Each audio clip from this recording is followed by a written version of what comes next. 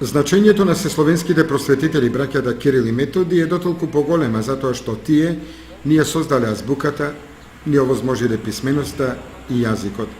Чествувањата за нив ќе продолжат и утре со трибина на тема Јазикот, нашето најголемо богатство, што ја организира општината Кочани во рамките на манифестацијата Кочани град на културата. Различни се нивоата, степенот на кој што се почитува стандардниот македонски јазик и факт е дека треба сите повеќе да се грижиме, да го негуваме, како во артикулацијата, во говорот, во ортографијата, правописот, во сите сегменти, што значи дека наше е да се грижиме колку што е можно повеќе да ги почитуваме нормите на современиот македонски јазик, затоа што јазикот е всушност нашиот идентитет и преку него всушност ние сме македонци. Сметате ли дека оваа трибина што организирате во рамките на манифестацијата Кочани град на културата ќе помогне во сиве овие заложби? Се надеваме, всушност очекуваме, затоа ова е покана до сите граѓани,